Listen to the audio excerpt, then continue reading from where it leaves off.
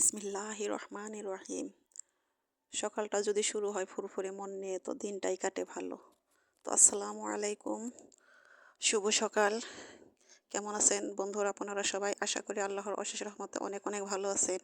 আমিও আলহামদুলিল্লাহ আপনাদের সকলের দোয়ায় ভালো আছি। তো আজকে অনেক সকালে উঠেছি। উঠে সকালের বাহিরের কাজগুলো আগে সেরেছি। যখন বাহির থেকে হেঁটে এসে বাড়িতে ঢুকেছি তখন কেউ ওঠেনি, সারা বাড়ি চুপচাপ, শুধু পাখির শব্দ আর আমার মুরগির চেঁচামেচি। তো সেই শব্দ শুনি আর আমি বাহিরের কাজগুলো আগে সেরে নেই। তো বাহিরের কাজগুলো সেরে আমি ঘরের ভিতরে ঢুকে পড়ি ঘরের কাজ সারার জন্য। তো ঘরে ঢুকে আমি আপনাদের যে ভাই এসেছিল তার কিছু কাপড় চোপড় ছিল, আমাদেরও ছিল, সেগুলো আজকে পরিষ্কার করব। আর ঘর গোছানো, ঘর মোছা, এগুলো তো নিত্যদিনের কাজ, এগুলো প্রতিদিনই করতে হয়। আর এই দেখেন আমার ছেলের অবস্থা, রাতে একটু পড়াশোনা করেছে, পড়াশোনা করে সব এদিক সেদিক ছিটিয়ে রেখে তারপর ঘুমোতে গেছে, এগুলো তো আমি খেয়াল করিনি। তো প্রতিদিনই আমার এগুলো করতে হয়, কারণ ওরকমভাবে গোছালো না। অনেক ছেলেরা গোছালো থাকে, কিন্তু মেয়ে হলে সবার আগে এই টেবিলটাই গোছাতো। মেয়ে হলে আর কিছু না করলেও তার টেবিলটা, তার নিজেকে আগে গুছিয়ে রাখতো। তো আমার তো ছেলে, তো ওরকম করে না। তাতে আমার কোনো সমস্যা নাই, কারণ ওই কাজগুলো করতে আমার ভালো লাগে। কারণ দেখতে দেখতে ছেলে দুটো অনেক বড় হয়ে গেল, এখন তো আর ছোট বাচ্চা কাচ্চা নেই। তো আমি একে একে সব কিছু গুছিয়ে নিতেছি, ঘরটাও ক্লিন করতেছি, ঘরটাও মুছে নেব। তো সকালবেলা ঘুম থেকে উঠলে কাজের বরকত অন্যরকম, আপনারা সবাই জানেন আপুরা। সকালে উঠলে কাজ করতে ভালো লাগে, মনটা ভালো থাকে, সব কিছুই কেমন জানি একটু অন্যরকম লাগে। তো আমি আজকে আমার গাছের মরিচ দিয়েই রান্না করব। তো গাছের মরিচ 1-1.5 মাস ধরে আমার কোনো মরিচ কিনতে হয় না। আমার গাছে মাশাআল্লাহ অনেক মরিচ এসেছে, দেখেন। এই টাটকা মরিচ আমি প্রতিদিন তুলে নিয়ে নিয়ে আমি রান্না করি। তো আজকেও আমি এই মরিচটা তুলে নিয়ে আমি খিচুড়িটা রান্না করব। তো আজকে ভিন্ন স্বাদের একটা খিচুড়ি রান্না করব, সেটা হলো টক খিচুড়ি, বড়ই দিয়ে একটা পাতলা খিচুড়ি রান্না করব। তার জন্য আমি এখানে নিয়েছি 1 পট চাউল আর 1 পট ডাউল। এই খিচুড়িতে ডালটা একটু বেশি দিতে হয়। তো আমি 1 পট চাউল আর 1 পট ডাউল দিয়েছি। এটাকে ভালো করে পরিষ্কার করে ধুয়ে নেব। তারপরে এটার মধ্যে পানি দেব। এমনিতে খিচুড়ি রান্না করলে পানি দেয় চাউলের ডাবল, কিন্তু এই খিচুড়িটায় পানি দিতে হয় অনেক বেশি। মানে যে পরিমাণ চাল ডাল হবে তার 2 গুণ বেশি পানি দিতে হবে। তো পানিটা পরিমাণ মতো দিয়ে, একটু বেশি হলে সমস্যা নাই, কারণ বলক উঠলে তখন ওই গরম পানিটা একটা কিছুতে একটু উঠিয়ে রেখে দিলে পরবর্তীতে যখন ওটার ঘনত্ব বুঝে তারপর ওই পানিটা ব্যবহার করা যায়, কোনো সমস্যা হয় না। তো আমি খিচুড়িটা বসিয়ে দিয়েছি। এখানে কিছুই দিতে হবে না, শুধু চাল ডাল দিয়ে ভাতের মতো এটাকে বসিয়ে দিলাম।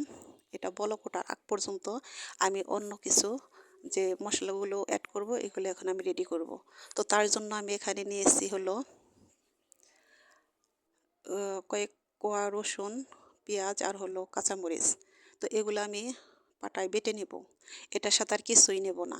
তো আপনারা চাইলে এটার সাথে জিরাও নিতে পারেন, কিন্তু আমি সেটা নেব না।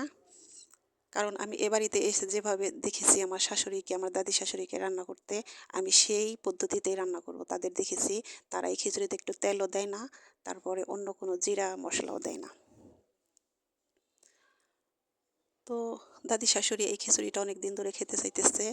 তো আমার ছেলের পা কেটে গেছিল, এটা তো টক দিয়ে রান্না করতে হবে, সে কারণে রান্না করা হয়নি। আমার দাদি শাশুড়ি মানা করছে যে এটা রান্না করলে তো খাবে, সমস্যা হতে পারে, এটা রান্নার দরকার নাই, পরে রান্ধো। তো রান্না করে আর রান্না হয় না। এবার আমার ছেলের পাটা সেরে গেছে, এখন আমি এটা রান্না করতেছি। তো এই খিচুড়িটা আমি এ বাড়িতে এসেই খেয়েছি এবং এদেরকে রান্না করতে দেখেছি। এটা আমার মা চাচিদের আমি এটা কখনো রান্না করতে দেখি না, আমার বাবার বাড়িরও দিকে কখনো এরকম করে রান্না করেনি, আমি এদের দেখেই শিখেছি। আর আমার শ্বশুর বাড়িতে আমার শ্বশুর, দাদি শাশুড়ি, তারপর জ্যাঠা শ্বশুর, মানে এদের খুব পছন্দ এই খিচুড়িটা। এমনি খিচুড়ি পছন্দ করে না, কিন্তু এই খিচুড়িটা অনেক পছন্দ করে, খুব ভালোবাসে, অনেক মজা করে খায়। তো ভালোই লাগে, খারাপ লাগে না। টক দিয়ে এটা শুধু বড়ই না, এটা আম দিয়ে খাওয়া যায়।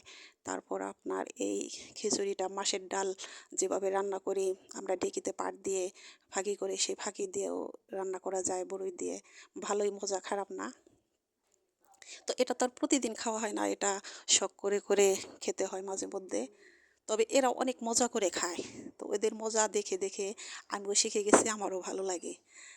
তো এই খিচুড়ি রান্না করার জন্য আমি ফ্রিজে আমের সিজনে আম, বড়ি এগুলো রেখে দিই। যদি কখনো খাইতে মন চায় আমি এটা দিয়ে খাই।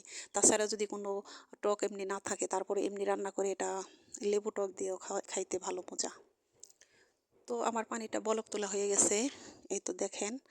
এটাকে আমি পানিটা আগে তুলে নেব। পানিটা তুলে নিয়ে তারপরে এর মধ্যে একে একে মশলাগুলো অ্যাড করব। আর যে আলটা আছে সে আলটাটা আগে তুলে নিয়েছি। সাদা যে আলটা উঠে ওগুলো আগে ফেলে দিতে হয়, দিয়ে তারপরে পানিটা তুলে নিয়েছি। তো বন্ধুরা এর সাথে এখন অ্যাড করব আমি মশলাগুলো, দেখতে থাকেন। তো এর মধ্যে দিয়ে দিলাম আমি কাঁচামরিচ আর পেঁয়াজ আর ওই রসুন যে বেটে রেখেছিলাম সেগুলো দিয়ে দিলাম। তারপরে দিয়ে দিতেছি হলুদ গুঁড়ো, হালকা মরিচ গুঁড়ো, যেহেতু কাঁচামরিচ দিতে হয় সে কারণে শুকনো মরিচের গুঁড়োটা একটু কম দিলেও সমস্যা হয় না, দেওয়া যায়। আর হলো ধনিয়া গুঁড়ো। তো এগুলো দেব, এগুলো দিয়ে তারপরে লবণটা দিয়ে দেব। মাশাআল্লাহ এই খিচুড়িতে লবণটা অনেক বেশি লাগে।